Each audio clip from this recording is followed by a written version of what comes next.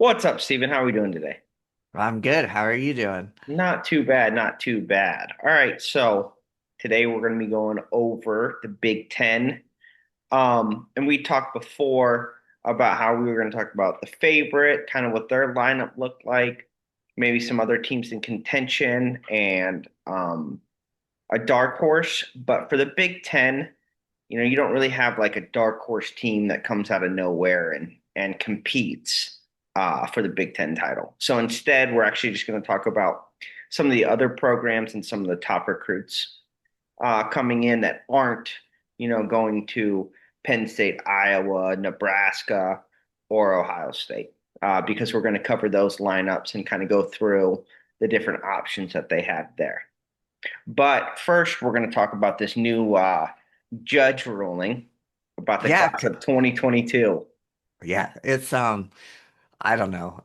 I think I sent it to you and we're both just like I think this is kind of what the NCAA is trying to get rid of, right? Is this is what we're tired of is just not knowing who has eligibility and who Sure. doesn't. So the NCAA or the judge's ruling is a reaction to the NCAA 5 for 5, and it basically says anyone who only used 4 years of eligibility and graduated last year can use a fifth year of eligibility or has been granted a fifth year of eligibility in for the upcoming season. And I think on the one hand, it's not a lot of wrestlers and it's probably not a lot of athletes like overall. So then you're like, on the one hand, you're like, well, maybe it's not that big of a deal to have the ruling because it's not a lot of athletes. But on the other hand, it's like maybe we didn't need to make the ruling because it's Yes. not a lot of athletes. Yes. And we could have just left it alone. But for wrestling, while it's not a lot of athletes, Penn State and Ohio State both have like kind of like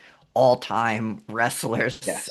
Levi Haynes and Jesse Mendez, that could now use a fifth year. So it's like it doesn't affect every NCAA wrestling team, and it doesn't affect every NCAA lineup. It doesn't affect a lot of kids, but man, if you add a Levi Haynes or a Jesse Mendez back in the Yeah. NCAA field for next year, like that's obviously like a huge impact, and really changes the landscape at one or two of those weights. So yeah, it's just I don't know, it's Yeah. pretty So, crazy.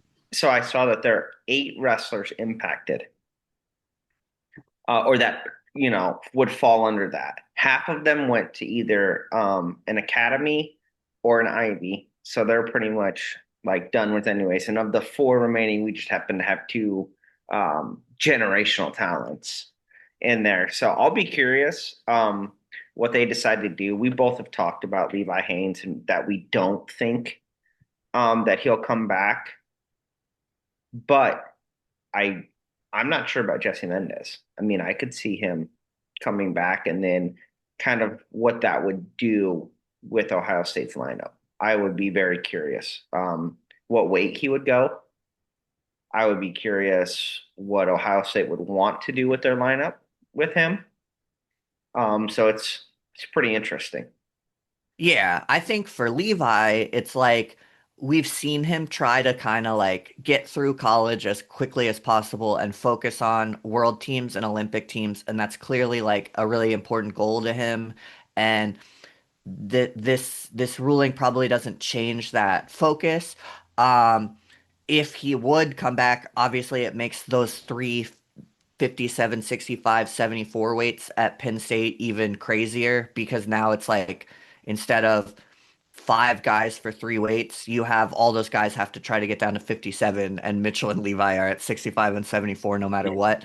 Um, but yeah, you're right that like Mendez is probably one more likely to come back and two like more interesting where like he may go up from 41 to 49 like we saw Yanni do because it lines up better with that 65 kilo international weight. And so then you're like, what would Jesse Mendez mean to Ohio State's lineup if he was at 41 again? What Yeah. would it mean if he was at 49 again? And then like, yeah, there's still the possibility that he like doesn't come back at all. I think when we get to Ohio State, it'll be like, um, that 41 and 49 are kind of two of those weights where like there's question marks because of uh Ohio State like losing kids to graduation, and it's like maybe there's less question marks because maybe Jesse Mendez did not lose. So yeah, definitely interesting. Yeah, absolutely. All right, so all right, looking at the Big Ten Conference, I think it's pretty easy to say Penn State is our favorite. I think, winning 5 consecutive national titles kind of puts you in that place, especially when you really only lost Levi from that team and you may be getting him back anyways. But there's a lot of question marks about their lineup. And so that's something that we're going to talk about. Um, 125, right? Luke Lilladall. I think that's pretty much set in stone, right? Defending national champion. 133, there's a little bit of flexibility here. We could see Ono make his folk style debut, but they also have Marcus Blaze, right? World team member. 141. This one, I think, gets a little bit more interesting, don't you think? Yeah, well, because like obviously if Ono or Blaze goes 33, the other one could go 41. Yeah, But I think since we're kind of just not sure what Ono is as a folk style wrestler, 41 is also where it could be Braden Davis could be back in the lineup or Nate Desmond could be in the lineup at 41. yeah, And so yeah, I think um honestly, like besides the 57, 65, 74, like sort of puzzle up top, I think 41 is like the other question mark for Penn State's lineup where like it's hard, it's like it's hard to predict exactly what will happen with Ono. And so then you're like, well, is Desmond or Davis the best option at 40, 41, and Marcus staying at 33? yeah. That's really where I'm kind of iffy, and I don't really know what they're going to do. I mean, I think Desmond obviously jumped on the scene in a big way, beating Lilladall last year, but then his results at 41 were a little mixed, I would say, and then his 65 kg results in freestyle were obviously good, but right, but they're not you know, Penn State standard, let's say. Yeah, like I mean, he's like probably still building into the weight, but it's also like he's gotta it's like somebody's gotta kind of jump a level or prove that they earn the spot. Yeah, And I think if Ono shows he's not ready with folk style or Desmond shows he hasn't jumped that level, that Davis is the kind of like the safe, like you at least know what you're gonna get with him. yep, And so yeah, that's why I think it's interesting is because I think like we're not sure if Desmond necessarily has a higher ceiling, but we think if he is the guy, they've seen something that tells them he does. If Ono's in the lineup at all, it's like a crazy story. oh And yeah. then Hey, if and because they're not going to send him out there for any reason other than that he's picked folk style up well. I think right, I don't think anybody's concerned about his neutral. right, I would hope not. Yeah. But I'll be curious to see how his top bottom is, and I mean, he's only had right now. He's been here for what, a year, and so Yeah. top bottom. I mean, obviously, right, is a totally different ball game, but I mean, I'd like to see Ono wrestle. Maybe even not in their lineup, but I just want to see him wrestle a folk style match. I mean, Yeah.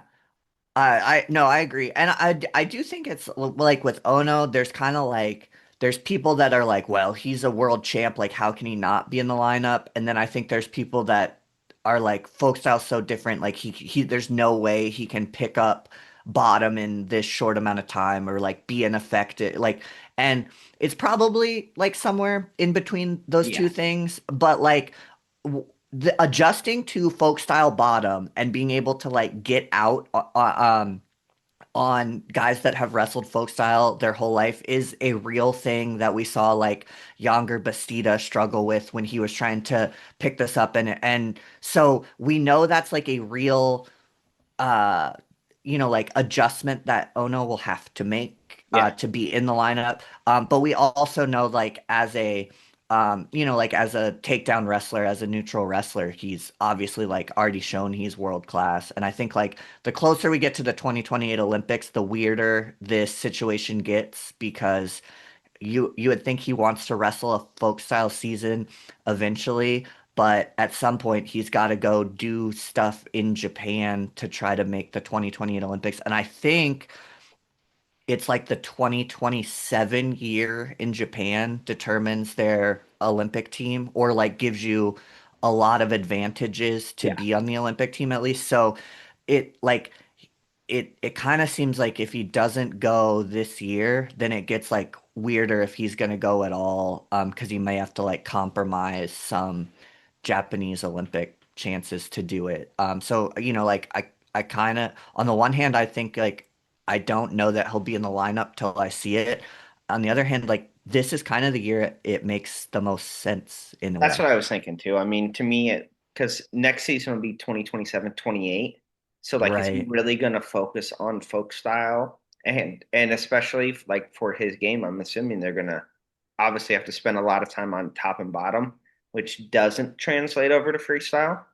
Are they right. really going to do that like with the Olympics coming up? I don't know. But I don't think so. So I think this is kind of going to be the year that we see him, you know, really make a run at trying to be in the lineup, which I'm Yeah, excited for. I mean, I want to see it. I really yeah. do. There's I so just much want to see. uncertainty. Yeah, that Yes, it's like we just want to see what happens and like we want to see what happens like publicly, not like a hey, we went with Nate Desmond. It's like, yes, well, let me see him like try to get out on bottom in a yeah, real match and be like, "Oh, I might go with Braden Davis. I might go with Nate Desmond." yeah, Or just be like, "Dude, he's going to be fine." yeah, yeah, So I think yeah, but I think like we want some of that decision process to play out in like real competition so we can kind of watch him put on a Penn State singlet and wrestle folk style matches like that will be fun kind of no matter what happens. yep, absolutely. 149. Again, this is like 125. It's pretty much settled. Shane Van Ness. Um, Now we get to the interesting part. Uh, Right. Right. And so we've talked about this like kind of 57, 65, 74. yeah, There's a lot of guys for three weights. And so options at 57, we know Kasak is a 57. We know Joe Seeley is a 57. But if anyone else can make it, it's not going to be those two. If PJ Duke can make 57 again, it's going to be PJ Duke. We think Jaden James is the smallest of these like undeniable guys of like Messenbrink, Duke, and Jaden James. So Jaden James is a possibility at 57. Um, and then probably like Messenbrink picks where he wants to go in a way at 65 or 74, yeah, but then you've got Jaden James and PJ Duke in contention for those weights as well. Um, and then like Levi Haynes is obviously like allowed to come back and wrestle 74 again if he wanted. So yeah. it's a lot of guys for not a lot of weights. Do you have kind of like a read on it at all since the last time we've talked? So I've seen a lot of wrestling media people put Duke back at 57. Yeah, me too. And I mean, I would say no way. I mean, like just seeing him at NCAAs and everything and just how big he is as a person, I'd be like, dude, there's no way he can make 57. But remember Levi Haynes, right? He made 57 twice, which is just insane because of how big Levi is. And I don't Well, think and PJ's as big as Levi. but there's similarities where when Levi came in, people weren't sure if he could make 57 the first year. Then he did it for 2 years, which was surprising. And then he went all the way up to 74. And at first they were like, is he big enough to go up two weight classes? And then it was like, oh yeah, he's got huge. Yeah. So I think I think there's a real possibility that that happens with PJ Duke as well, where he makes 57 a second time, surprises us, but then he ends up at like 65 or 74 and looks enormous after this. Yeah, And honestly, I also think that could happen with Jaden James, me too.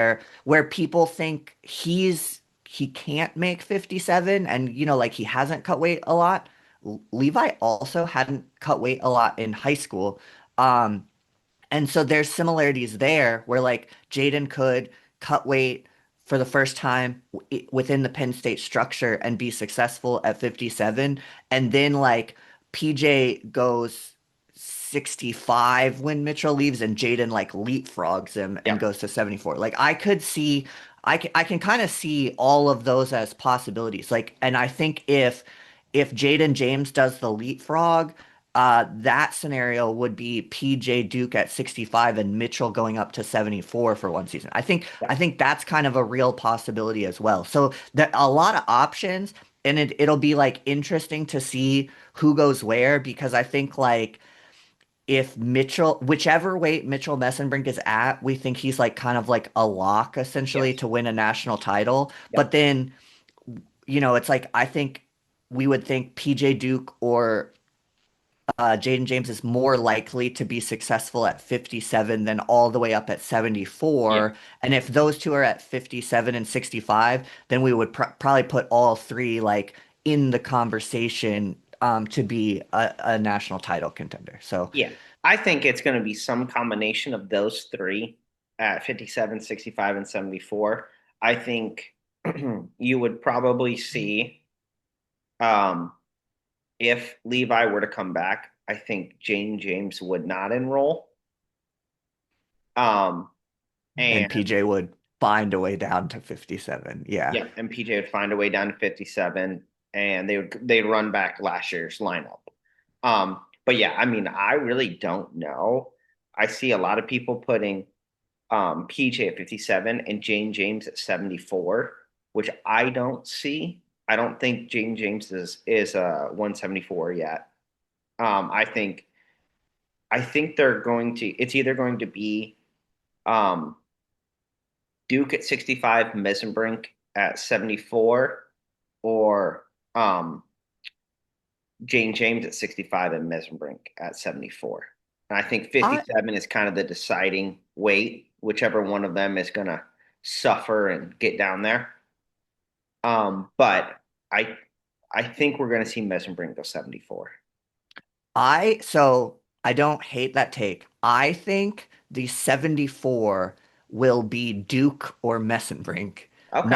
not Jaden James, and that where Mitchell ends up will decide who goes 57. Yeah. As in, like, if Mitchell really wants to stay at 65, Duke will that be at they 74. that they will say Duke is bigger than Jaden James. It's harder for Jaden to go up these two weights, and then it's like really what you have is you probably have honestly like you have three guys that would be very comfortable at 165, and you've Yeah. got to get one down to 57 and one up to 74. Um, and I think there's a chance that it's Mitchell Messenberg. I think there's also a chance it's PJ Duke, I guess. Yeah. I think so. Um, 184, 197 set. Yeah, so 184, two-time Rocco. finalist Rocco Welsh, 197 NCAA champ Josh Barr. Yeah. And then Heavyweight. heavyweight is This is now interesting. it'll Like look like a typo on the graphic. It's Mirasola or Mirasola. Sola. But yeah, like that. So they're twins. Yeah. And I think now they both know their best chance in the lineup is at heavyweight because Josh Barr has really like kind of cemented himself as like not just a national champ at 197, but like a internationally relevant wrestler. So Yes. Cole or Connor. Yep. Uh, that's very. I'm curious how they're going to decide it. Um, I think they're going to get equal shots at it. They're definitely not going to go like wrestle off here. I don't think. Yeah, Um, well, this is like I guess they're probably both under the old eligibility rules yes, they because have both because used red shirt. they've both used red shirts. So I almost wonder if it's going to be like a it was Cole last year, correct? Yep. So it's like, will Cole like agree to for it to be Connor's year this year, and then it's like you almost wonder if it's going to be some sort of weird twin agreement to Yeah. each get them 2 years of starting or whatever it would be, and kind of like flip flop it out. But um, I think as long as they're both like big enough for the weight, Yeah. that like our projections would be similar for Cole and Connor. It's just we know Cole was has like built into heavyweight for longer. So Yeah. then it's like if it is Connor and you see him and he looks smaller than Cole looked last year, that's not probably not good. But Yeah. like as long as they're kind of big enough to wrestle at heavyweight, it's probably fine. And I think if you look at like a lot graduated at heavyweight, and Yes. so a lot of the returning guys like Feldman, Keeter, like we probably don't even have Ferrari. I think a lot of the returning guys, and then like even like Drayshawn Ross as an incoming freshman, are that like smaller heavyweight that Cole and Connor have shown they can compete with. Yes. And the exception would be Kobe Merrill coming into Oh Iowa yeah. State, who is a big boy. So I actually think whatever happens at heavyweight, like I'm kind of interested to see how all of these kind of like smaller heavyweights wrestle against Kobe, who is like very much that like larger control the mat, move people around, Yes. he's a very different style of heavyweight than kind of the rest of the top of the field. Yeah. Absolutely. Yeah. It'll be interesting. I'll be curious to see which twin they go with. Yeah. Um, and so do you think anybody can compete with Penn State in the Big Ten this year? Okay, so this is kind of what I think about the Big Ten tournament is I almost think that the next best team in the Big Ten is more likely to beat Penn State at Big Tens than at NCAAs. I think Oh, we've oh, seen, for sure. like, just because it's like, all right, so Josh Barr is like probably, and Mitchell Messenbrink, they're like sure thing national champs, Yeah. right? Like, you could even say like Lilidol, you might think is that now. But like at Big Tens, like your guy, so like I think we both think Nebraska is the next best team in the Yes. Big Ten. All right, so let's use like 125 as an example, where Nebraska pulled in Vince Robinson, Yeah. he was a national champ and he got fourth last year, I believe, at Yeah. NCAA's, right? Lost to Provo in the Bravo for fourth third. match. Yep. Yeah. So all right. At Big Tens, I think that's the finals, Yes. right? Like we would think like Vince Robinson is going to get a shot at Luke Lilladall in the Big Ten finals, and like maybe he can beat him that one time. But then at NCAA's, it's like I know or I feel more confident that Lilladall's going to get to the finals. Like, will Vince Robinson? I mean, he could because he did it 2 years ago, but he could not because he didn't. And the difference between fourth, fifth place points and first, First, second place points yeah. is big. And so there's a lot of weights like that for Nebraska where like what Cade Ziola does at Big Tens at heavyweight is like he probably places. And then you're like, what if he doesn't at NCAAs? Like, Yeah. what if he's a round of 12 guy and he scores 2 points? Yep. So, like I think I don't think Penn State will lose the Big Ten, but I think that like I think Nebraska has or Iowa or whoever, like they've got a better shot of making that look close Closer. team Yeah. score wise at Big Tens. And then like when you get to NCAAs, it's like which guy at Penn State is not going to be an All-American? Maybe heavyweight and maybe 141. And Yep. then it's like the rest of them are like I mean, the rest of them, it's like barring something crazy, they're going to be on the podium. Yeah. And I mean, there's not another team in the country that has that depth. Even and like even when we get into the Big 12 and talk about how Oklahoma State's going to run away with it, it's like it's for them at NCAA's, it's still a really uphill battle to catch Penn State right now. Yeah. So we said all that to say now. I mean, I think, it would take like an act of God, honestly, for Penn State to not win the Big Ten this year. But like we just talked about Nebraska, let's go through their lineup. I think right now, looking at it, I feel pretty comfortable. Um, and actually just like what their lineup is going to look like, and the fact that I think that they're going to be extremely good this year. Yeah, so that I think like we're pretty sure Meyer Shapiro's not going to try to be in this lineup, which means that it's kind of like they have a good guy at every weight. We know who it's going to be, but Yep. they've got Cade Ziola coming in as a freshman, and then they pulled in Anthony Etchemindia and Vince Robinson in the portal. Yep. So you do And Lucas have this. Cochran. Oh, yes, yeah. So you Yep. do have this you have this team that like had a solid core and filled in nicely with the portal. That's going to be really interesting. Yep. So right now with their lineup, it looks like it's going to be 125 Vincent Robinson, 133 Jacob Van D, 141 Jake Hockaday, 141 Anthony Etchemendia, 157 Antrell Taylor, 165 LJ Orujo, 174 Christopher Minto, 184 Lucas Cochran, 197 Camden McDaniel, and Cade Ziola at heavyweight. And right, we know Vincent Robinson, right? We think right, high All American, 133 Van D. I think we expect him to All American. Um, but Yeah. 133 is again going to be the toughest weight in the country. Well, I think it's like both like 25 and 33 tend to have like a lot of like variance where it's like Vince Robinson has shown he's gonna find a way on the podium at a weight that's unpredictable. And he's good enough. Like he won a bracket with Luke Lilladall in it Yep. the year he won it. He just didn't wrestle Lilladall. Lilladall got upset by the Sheldon Seymour. Sheldon Seymour, the Yep. Lehigh guy. Yep. And then yeah, like Van D is like, I mean, he's shown he can All American. He's Yeah. going to be at a deep weight. Yep. Um, and then like I guess the question marks are what these freshmen, what they get out of the transfers, and what how ready the freshmen, the new guys are to compete right away. Yeah. And I think Jake Hockaday, I've heard that they're like the staff is super high on him. They think he's going to be awesome. And typically when they think that, right, like they're right.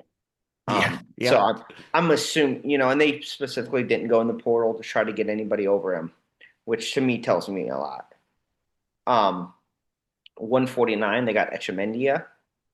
I'll be curious as to how he is. I obviously think he'll be pretty good. Yeah, those are, I think that's kind of the part of the lineup where my question marks are, just because they're high on Hockaday. We kind of just like haven't seen it, so we're not super sure what Yep. it is. And then Echemindia is a guy that it's like, it feels like every year that he says he can't make 41, he does it and is good, or the results aren't as good at 49. So you're like, this is like a really good portal get. It fits their lineup. He's gonna be at 49, and he could be like really, really good. He's Yep. obviously a returning All-American. But then you're also like, is this that been in, been in college for a long time? Now he's not cutting weight. Do we see a drop in productivity that Nebraska like kind of can't afford to have at any weight in their lineup if they're trying to compete with these other teams for a trophy? Yeah. I would say to me, that's kind of the biggest question mark. I think, obviously 57, we don't have any question marks. Right. Uh, And it's like we have so little question marks about Antrell Taylor that they brought in Meyer Shapiro, and we're like, well, they're set at 57 because Antrell's there. I yeah. mean, he's beaten Meyer. So, yeah. 65, obviously, All-American, right? Really tough.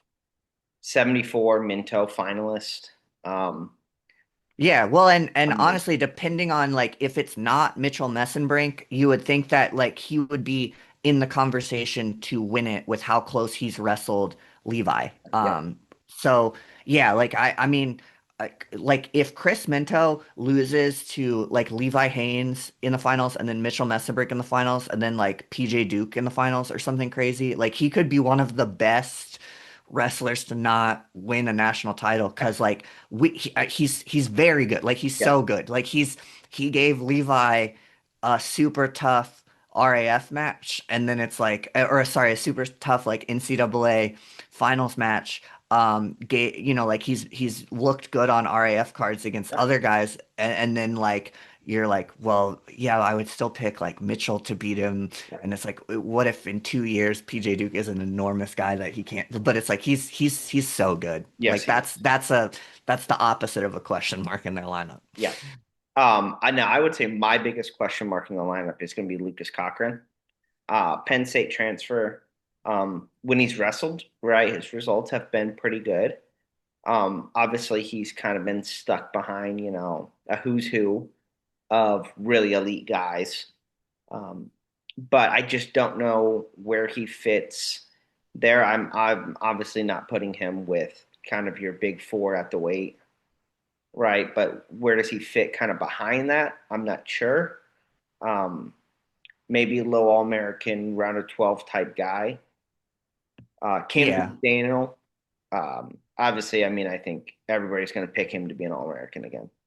He's Um, got, he I mean he could do it 5 times. He's one he of those could, guys that could get a fifth year because of the new rules. He hasn't taken a red shirt. And I think that Camden McDaniel is a guy that like we're at the point where we just have to admit how good he actually is. yeah, Because I think Camden McDaniel's freshman year, he All-American, and people were like, well, it was like he fell in a good place in the bracket, and you were like, well, but he also like he did it and he figured it out. And then like his sophomore year last year, he kind of like didn't have a good draw, and people were like, I don't know if he can do it again. Like he's not in as good of a place in the bracket. And it's like, and then he did because like he's good enough to be an All-American yeah, every year. Like he's just like he's a very good wrestler. yeah, And so I think that like that's a guy that like he's exactly what Nebraska thought they were getting. He's shown he's exactly what they're getting. And yeah, like I'm at the point with him where like if he isn't a 5-time All-American, I'll be surprised or I'll think it'll be like health or something. Like yeah, I think when he's in that bracket at NCAA's, like you can put him wherever you want, and I think he's gonna figure out a way to be on the podium. yeah, exactly. That's exactly how I feel about him. And then heavyweight, Kate Ziola, I think he's going to be really, really good. I do. Well, and again, heavyweight thins out. Yep, So this is like when if we were going through and just like predicting this weight, we would be talking about guys like Ziola, Kobe Merrill, and Drayshawn Ross because there's not a lot of returners. So it'll be really interesting to see like how good Ziola is right away. But it looks like on paper that he comes into a weight where he can, be a round of 12 to All-American guy yep, right away. yep. And that's exactly what I think for him is. Um, I mean, he had a lot of success in high school wrestling. He's kind of that like he started out a little bit lighter. I think really learned to wrestle, and then just like kept getting bigger and bigger and bigger and bigger. And he'll be a smaller heavyweight. He'll be a 230, 240-ish. Um, but I think he'll have a lot of skill. And again, there's not a lot of giant heavyweights. There's not a lot of 275, 280 pounders, right? He's going to be wrestling a lot of guys that are his size. And I think he has the athleticism and the skill to really compete with almost all of them. So I mean, I think they are going to be very happy with Zyla. And I think that's why they were okay with using Ferrari as a 1 year rental while they had Ziola get bigger. Yeah, well, and this is where I wanna, like we'll see what happens with like an Etchemindia and a Vince Robinson, but to me, like on paper, it looks like Nebraska like they used the portal the right way. Yes. Where this is my big thing with the way the transfer portal is used by some of these bigger programs is when you pull in a guy that's like marginally better than your high school recruit, but you only get them for like 1 year and you get 4 years of the high school recruit, I think it hurts like culture, program building, and development. Like, I don't think that's what I think Nebraska pulled in where they had real holes and they were smart enough to make sure they get 4 years of Cade Ziola in the lineup. And I Yep. think this is like long term even if AJ Ferrari hadn't had the legal troubles, this is a better decision. Yep. Like if Ferrari was the heavyweight and gets third, and Ziola ends up being around a 12 guy, you lose points this year. But that year of being in the lineup and being around a 12 guy gets him to where when he's in the lineup for 3 more years. And I think it's hard to think that way and like think long term. But I do think like Mark Manning has shown, and we saw it in the impassioned Cam McDaniel put him on a world team video. Like he really cares about his guys, and I think that's a team that has a good culture. And so it's like I also think people came there in the portal because they want to be part of a good culture, and he didn't. Uh, they didn't hurt any of their high school recruits or make it seem like they're breaking promises to those guys because Cade Ziola is going to be in the lineup right away. And so I think that this is like um, I think whatever Cade does this year, it shows that like he's important to Mark Manning and his staff's long-term plan, and it shows that they're intentional in how they are using the transfer portal. They want to compete with the Penn States and the Oklahoma States, and they need the portal to do that sometimes. But they're also trying to like pull in and develop guys right out of high school, like Cade Ziola. Yep. Absolutely. All right. Now our next team is going to be Iowa. Um, they obviously graduated a lot from this past year's team, but they had some good high school recruiting. They've got some transfer portal guys, and then they obviously um, had some lineup flexibility. And I think what we're going to see, right, is that lineup flexibility. So at 125, Leo DeLuca, I expect him to come in and be pretty good right away. I would say if he stays healthy, he's an All-American. He's very good. Yes. He is shown he has trouble staying healthy. But yeah, Yes. I think like that's a guy Iowa, rightfully so, is excited about if he Yep. can be in the lineup. 133, Ryan Crookham. Um, Which that again, Injury concerns, if he can but stay healthy. yes, if he can Um, stay healthy, who knows how he does in this bracket? I mean, well, and now I it's want like to see him wrestle. yeah, he has to stay healthy the what because we think long term, like Blaze, Jax, Seidel, um, Divino, it's like some of them will end up at 41 and some of them will stay at 33. Be in the bracket, Ryan, for Yes, 1 year while they're all there. And yes, like, let's just see what happens. Because Ryan Crookham, I mean, he beat Vito twice. yes, Like he's very, very good. yes, he is.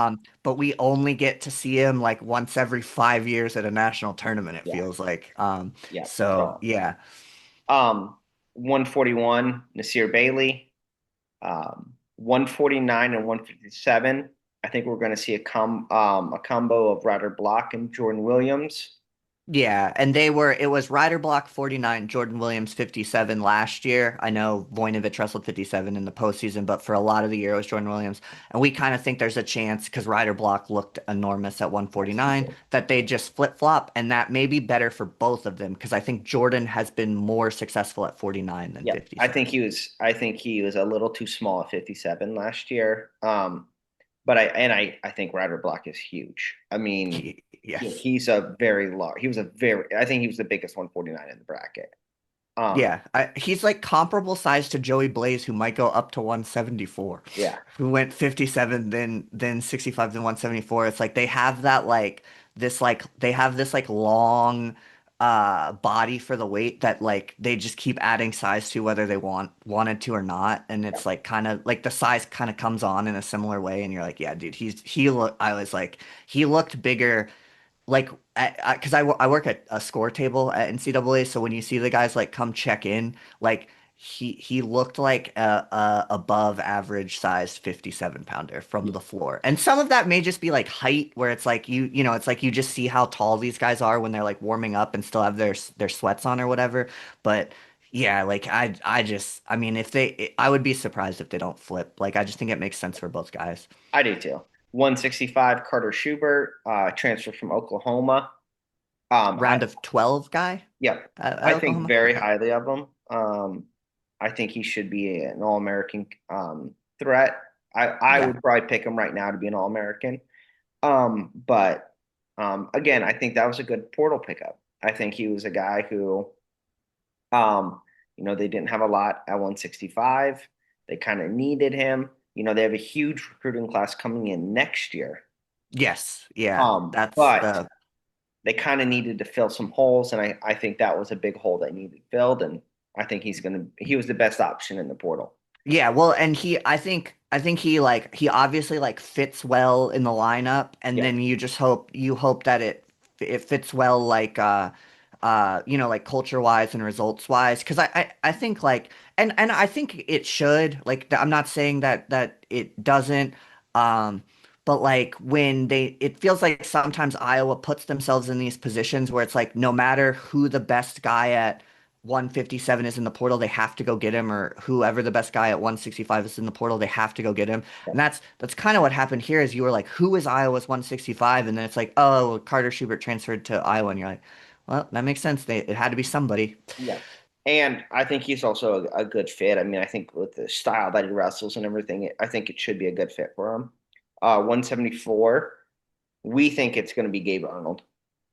Yeah, Um, and again, this is again like it's like if it's not Gabe Arnold, like who else would it be? yeah, So, because I think the question with Gabe Arnold is like, is he better being an undersized 97 than being like a 74, which is like more true to his weight, but the style is different. But you're like, I mean, just because you're willing to wrestle 97 doesn't mean it's your best weight. Hopefully 74 is his best weight. I think he thinks it's his best I weight. do too. And I Yeah, think, obviously, right, he didn't really have that option with Patrick Kennedy there. But now right. I think he's going to be fit in quite well at 74. 84, obviously, Angelo, national title contender. Yep, one of the four that can win that weight for sure. 97, Harvey Ludington, right, high school recruit. And But then, yeah, and we saw him kind of like fill in a little bit when Ferrari got hurt, they put Arnold at 84 and Ludington got some 97 matches. yeah, Um he looked like okay, but like kind of like he was like thrown into a situation he wasn't quite ready for, which is probably exactly what happened because they didn't yeah, plan on Angelo Ferrari getting hurt. yeah. But you would hope he's like taken a jump and is like kind of like he's probably been expected to start all summer and is like kind of much more ready to fill in that role than he was last year when he was asked And to spot start. to me, it looked like he needed that year physically.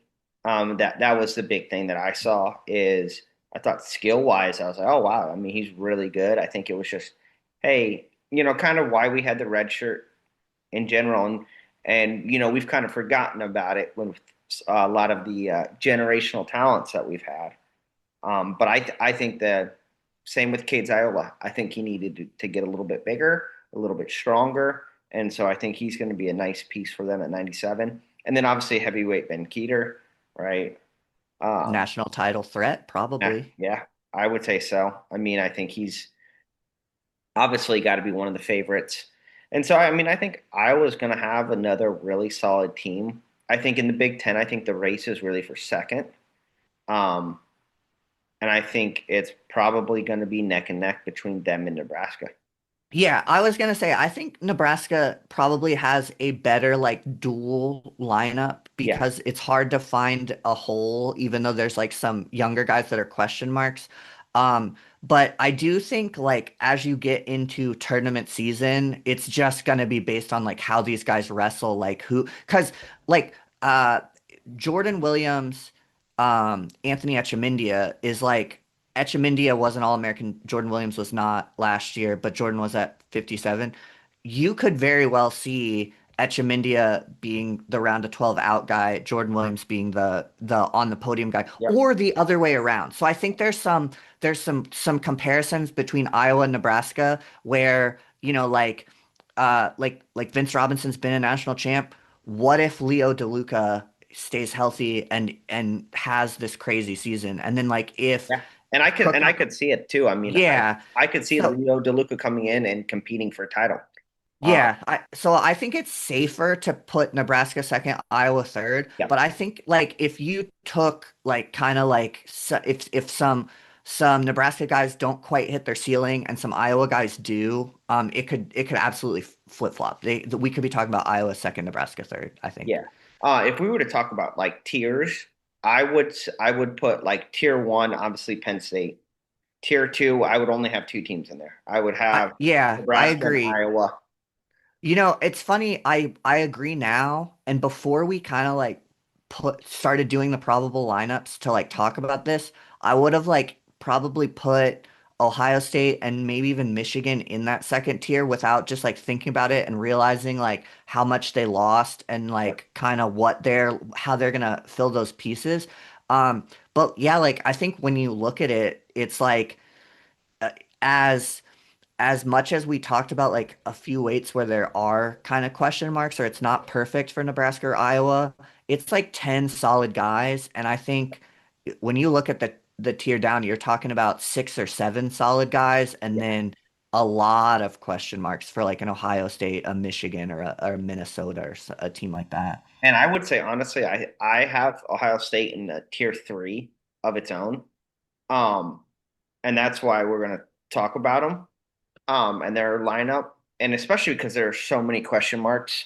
Well, Um, we also just have to like if Jesse Mendez comes back, yeah, I mean it because the other thing we'll go through Ohio State's whole lineup, but if you have two like if you have Cade and Connor Brown instead of Jesse Mendez, it's obviously like very different. If you yeah, have whichever Brown is better and Jesse Mendez, that's a I mean that's or even like a Buzakis goes up to 41 and is okay and Jesse is at 49. Like that's a really different team than like seeing if Cade and Connor Brown can be Big Ten relevant at 41 and 49. yeah, absolutely. All right, so Ohio State, um, 125. They have like five options. Yeah, scroll side to side on this one for 25. It's just there's a lot of names. And a lot of guys that like we thought could be good at some point. So like a Vinny Kilkery is interesting to me because he's Yep, been there and he's had some like up and down results, but he had like a really good US Open in a bracket where like Jax was at 57 yep, that he won. And I think Jax hurt his foot there. yes, But yeah, like it's like but it's like, what if it's one of these freshmen like Antonio Mills or Dom Munareto? So yeah, it's like I don't know. Is Buzakis going to go back down? Right? There's a lot of questions. yeah. So I think Tom Ryan has always been big on we're gonna put whoever the best guy is at the weight, and so right now I think they're gonna put Busakis down at 25. Um, Obviously that's with no inside knowledge or insight or anything like that as to what's going on in the room. But I mean, I wouldn't be surprised if Vinny Kilkiri went out there or Munaretto or Mills and they said, hey, like this gives us our best chance at 125. Um, Well, and I'll say what I think is if it is Munareto or Kilkery or Mills, it means Buzakis isn't a 25 pounder this yeah, year.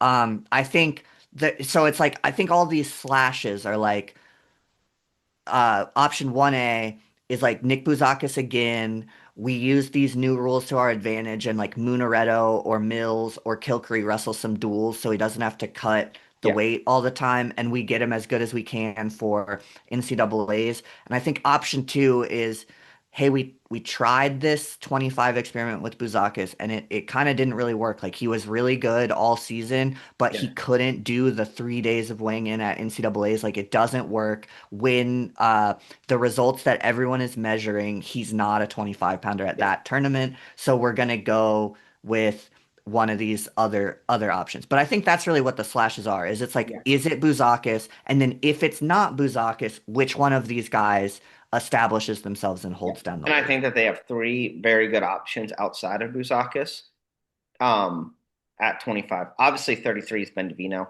Um, Yes. And so, like you were talking previously about, there are some guys that are going to stay at 33 and some that are going to go up to 41.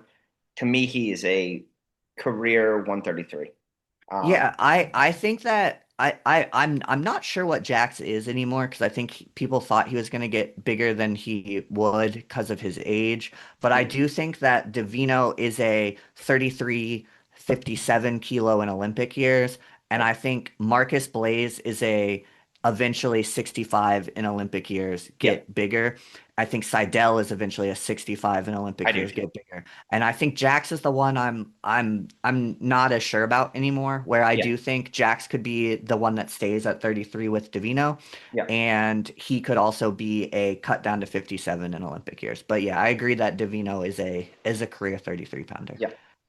41, again, this is where things can get a little crazy. It could be Buzakis, it could be Jesse Mendez, it could be Carson Brown. I think any of those three could have the spot. 49, I think it's could be Cade Brown, it could be Maddox Shaw, or it could be Jesse Mendez. Right. And I think that at 41 and 49, what we want to see is can Cade and Carson Brown actually like contribute in this lineup? Because I think I do kind of think that was the idea was Yeah. like get Buzakis back down to 25. They've brought in Cade and Carson that they think can contribute at 41 and 49. And then it's like if you get Mendez at one of those weights and you only have to pick the best one for one more year, and you put Jesse at the other weight, and then the next year it's Cade and Carson. Yeah. I think that's probably like best case scenario for Ohio State. Yeah. And if you see a Buzakis at 41, it probably one means he couldn't make 25, but it also could mean that like they've got Mendez at 49 and they didn't think a Carson Brown was ready to contribute right away at 41. So I think at 41 and 49, the big question before the ruling was like what are they actually going to get out of Cade and Carson Brown? And Yeah. now you're like, well, in addition to that question, it's like, is Jesse Mendez actually going to come back and take one of these weights? And then there's obviously like way less question mark. Even at 49, I think you put him like right like 49. You would say in the conversation to win it is Oh, absolutely. Shane Van Ness, who was in the finals, Aiden Valencia, who won it, Sergio Vega, who's probably going up and won 141, Yeah. and Jesse Mendez, who we all thought was going to beat Sergio Vega until he Right. didn't, right? And so who if he goes through that 149 bracket and beats Vega, Van Ness, and Aiden Valencia, it's very impressive. That's a deep weight, but Yeah. it's like it's also not surprising. Like it's Hey, like you also forgot a national champion there, Caleb Oh, Henry. because Caleb Henson comes Yeah. back. You're right. Yeah. So that's like honestly, like, That would what do be you that would be don't, such a good one. don't we I hope he want Jesse comes back. Mendez at that weight? Yeah. I want to see it. I mean, like anytime we can get as good a weights as possible, please sign me up. And I would love to see Jesse Mendez at Well, 149. Jesse Mendez is also he's a guy that I feel like it's like Kyle Dake where like I'll like use the data and be like I just don't I think like Vega's already beaten him. I'm gonna go with Vega. But then you're just like I hope Jesse Mendez did not hear me out loud pick against because he's like it's just like when he wins you're like the way Jesse Mendez wins when he wins you're just like why did I ever pick against him ever at all? Like when Correct. it's like it's the Bo Bartlett like Granby out of the takedown double and you're just like sometimes it's like he just decides he's gonna figure it out and win and you're like why would I Exactly. pick against someone that can do that Ex- can just be like how about I just win. Yeah, exactly. I decided I wanted to win so I won so Yes, um yeah like 100%. 157, Brandon Cannon. Um, I was really disappointed for him. yeah Um, that and he was wrestling so well before he got hurt yeah. yeah, it was sad to see, honestly. I mean, I think he was having such a good year, and then that injury really hurt him at the end of the year. 165, I think we're going to see a close wrestle off situation between um, Ethan Burden and Styles. Yeah, which Styles was at 149 last year, Yes. correct? So this is like a guy. So this also makes me wonder like maybe as at least Cade Brown is like so ready to go and they like him because like there's a reason Styles is in the probables at 65, not 49 Yeah. And I think part of potentially. it obviously is the weight cut. He was Yeah, really cutting a lot of weight to make 149. But I do think that they were that confident bringing Brown in yeah, that they were like, hey, we're going to be fine. We're going to be just fine at 149. But yeah. still, even if he is good, very good and just fine and everything, please put Jesse Mendes at 149. I want to see that. Yeah, so it's like right. It's just so there's some questions and some interesting because I think where Mendez goes or if Mendez comes back is interesting, and then yeah, like if it's Bearden or if Styles can go up 2 weights and still be effective is interesting as well. Yep. 174, they brought in Jackson Smith, transfer from Maryland. Who has wrestled only 84 and 97 in college, I think, right? Yeah. And so this is another one like where okay, it's like the opposite, but you're like, can you actually get down to 74? Have you been Gabe Arnold into situations of wrestling 84 and 97 at Maryland? Like what is going on? Yeah. So it's like I'm interested in that because I think that like the style gets so different as you get heavier and heavier that it's Yes. like if you're used to wrestling 97 and then you have to like cut weight and figure out 174, it's really interesting to me to see like how that works out. And I think that's kind of why I was like interested to see like Gabe Arnold at what is supposedly his best weight. I think it's kind of the same thing with Jackson Smith where you're like maybe it is your best weight and maybe like this is actually how big you are, but this is a really different style of wrestling than 197. So I'm interested to see how it looks. Yeah, me too. 184, they bring back Dylan Fish back. However, right, top 10 recruit coming in, Adam Waters from Faith Christian. Um, Previously, I would have said, hey, Fishback is going to wrestle, Waters is going to redshirt. I think we have a legit roster battle at 184 here. Do you think there's a world where Waters can ever be, maybe not this coming year, but ever be big enough for 197? I don't think so. Watching him wrestle a lot of high school matches, he was a 175, and I never thought he was particularly big for 175. Um, and so to me, it's just such a big jump. Yeah, yeah, it is. But I think like, and it's like when you look at that, like Shoemate Rogotsky 97, where you're like, if you could get one of these Fishback waters eventually big enough to go 97, you would like to be able to do that. But also, is Fishback, does he only have 1 year left? I believe he has 1 year. So then you're also like, this is one of those. It was the perfect situation for Waters to redshirt, take over 84, and look like he was going to be there for a while. And now you have a wrestle off that happens that probably wouldn't have happened without the 5 for 5. Yeah, And even if Waters isn't the guy, I agree with you that it's a legitimate wrestle off. And then we probably get 4 years of Waters at 84 yeah. after Fishback's gone. That's Yeah. what I think as well. I mean, Yeah. I think I think very highly of Adam Waters. I think he's extremely good, but I also think Fishback is really good. And again, like, he didn't have probably the NCAA tournament that he hoped for. Um, but he had a great season last year. I mean, he Yeah. was when you take out the big four, I mean, he was with it with he was in every match with everybody else. And so to me, that kind of showed, hey, like, this guy's legit. And we knew he was. 197, right? You already brought up Rogotsky and Shoemate. Um, Gonna be a legit wrestle off there. Yeah, this is one that is a legit wrestle off every year. I think Shoemate and Rogotsky have each gotten a starting year, Yep. and they've been both been at the school the year the other one started. So Yep. it's like why would it not be a legitimate wrestle off? It's been a legitimate wrestle off for 2 years. Yep. And then obviously heavyweight Nick Feldman. Um, Title threat if he's Title. healthy. Yes, that to me that's a big thing. Is if Nick Feldman's healthy, he's in it to win it. Um, but unfortunately, he's suffered from injuries seemingly pretty much every year, and that's really the concern for him, and um, so we'll see there. But I hopefully he's healthy.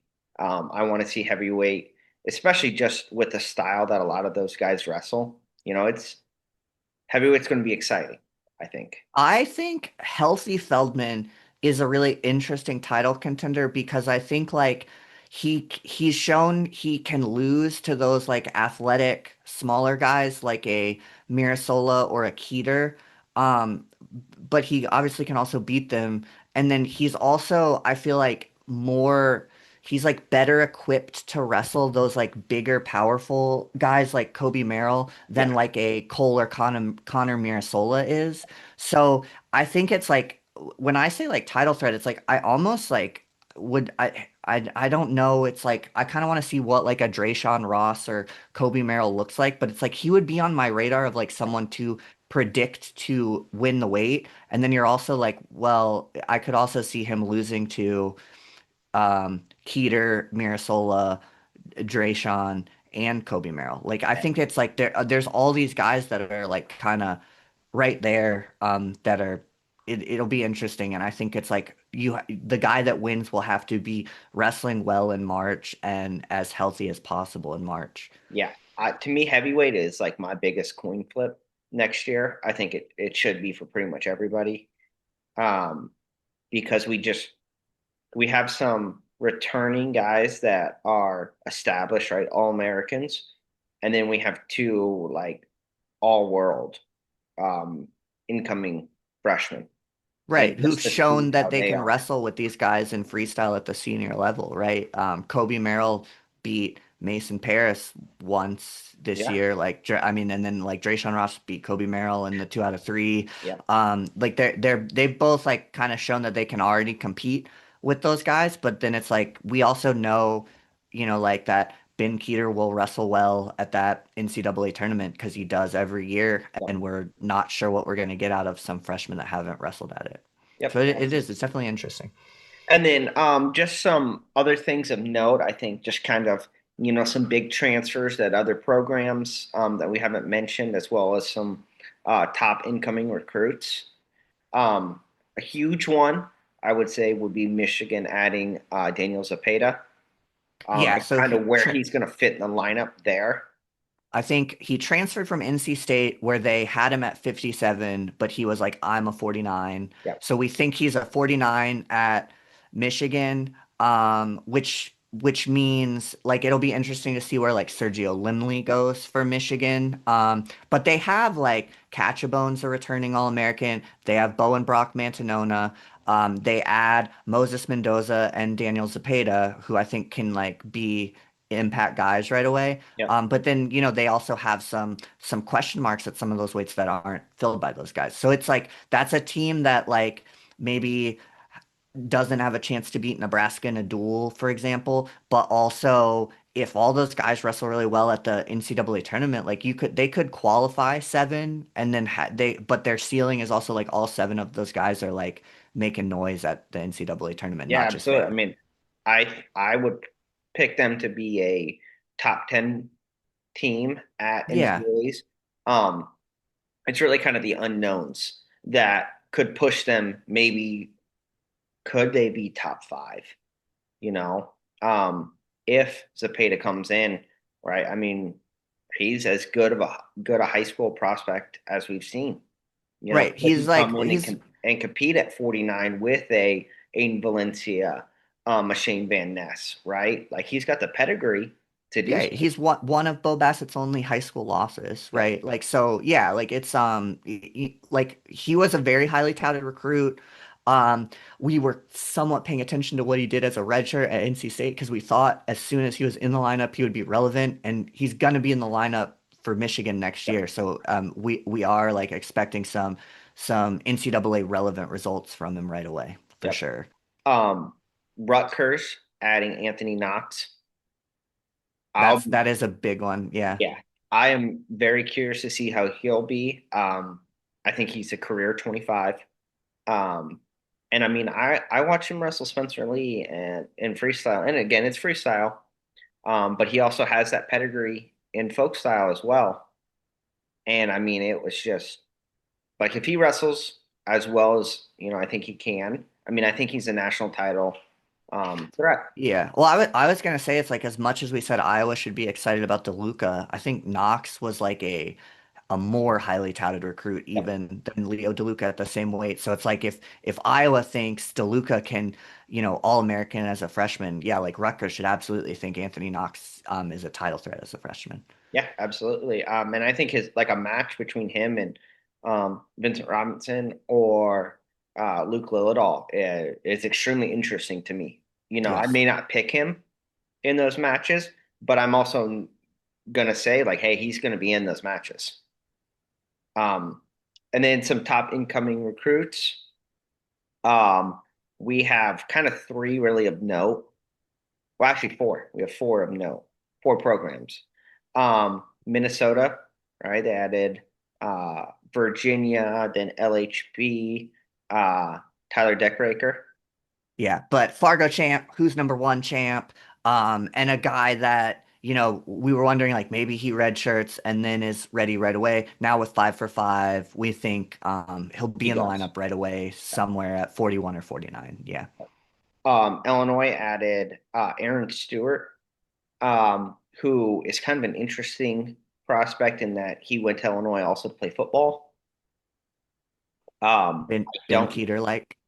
Ben Kier like, except he's 5'7". Um, yeah, but he's extremely good at football. Like running Yeah. back, ran for over 2,000 yards, I believe. Extremely good athlete. And before I would have said, hey, they're definitely going to redshirt him this year and kind of try to figure things out. I think if he is good enough to go for them, he's going to go. And I'll be very curious to see how he does. And then Brant Herrera at Rutgers. Um, we had that super highly touted match between him and Bo Bassett that occurred at the Pennsylvania State Tournament this year. And again, I think he's going to come in and compete to go right away. Now, right, you've got that I got the Wildcat. hat and shirt on today. Oh, Yeah. look at you. Yeah. So I didn't wrestle at Northwestern, but I did go to school there. When I got to be there for one of Jake Herbert's two national titles. I was there for like Jason Welch's whole career, Mike McMullen's career. Now you're just Um, showing how old you are, Bert. so yeah, but it was like it was a fun program to root for then. And they've got two guys, Ryder Wilder and Will Detter, coming in that we kind of like know of them. And so it's like when guys like this end up at the school you already root for, it's just like fun to root for those guys. So they had Billy DeCraker, Tyler's older brother, start as a freshman last year, and it was like fun to get to like root for Billy while he's in a Northwestern singlet. Now, Ryder Wilder comes from Camden, Georgia, Yep, very close to Jacksonville, Florida, where we coached together, and the area where you still coach. yep, So we would go to Camden for camps and see like little elementary schooler Ryder. yep, And now we get to watch him in a Northwestern singlet. He's a Fargo like third placer, Super 32 placer. yeah, yeah. Um, I think he placed third at Super 32. I want to say three times. okay. So obviously extremely highly touted recruit. Um, yeah, it's crazy to think like I've been coaching long enough to see him like uh he used to wear like these little goggles around Yeah, yeah. and now he's like a huge super good wrestler and I'm excited to follow his career at Northwestern.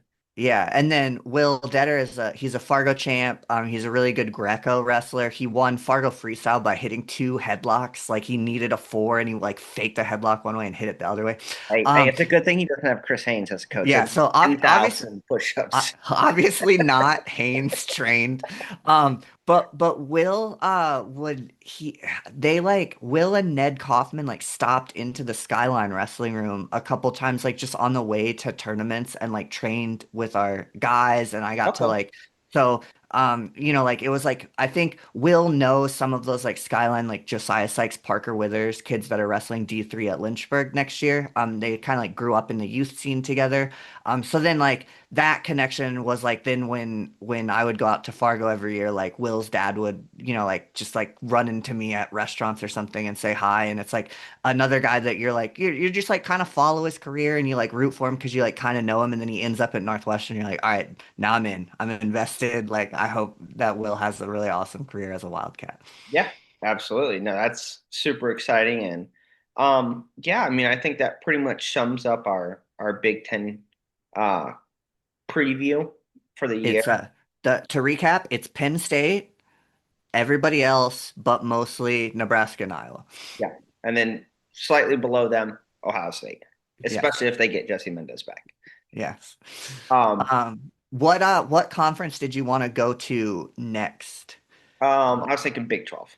Okay, Uh, yeah, because I'm fine with whatever, but I think I'm like anxious to get to ACC because it's small and we get to talk about Bo Bassett and the rest of Virginia Tech's lineup. But I do think, yeah, we just did Penn State. We gotta go through Oklahoma State's lineup the same way, yeah. and then kind of talk about what the rest of the Big 12 looks like as well. Yeah, absolutely. And I think there we will be able to do, right, here's our favorite, here are maybe some contenders, and then a good dark horse. And I mean, honestly, we just couldn't do a dark horse for Big Ten with three programs as strong as Penn State, Iowa, and Nebraska. It's going to be hard for a lot of your smaller programs to find success in the Big Ten. Yeah, Whereas, it's like Indiana was active in the portal. If you're an Indiana fan, be excited that you got some guys that are going to contribute. That's not how you catch Penn State. Like yeah, it's just like not a thing. yeah, exactly. And so yeah, I'm excited to talk about the Big 12. Yeah, it'll be fun. All right, Stephen. All right.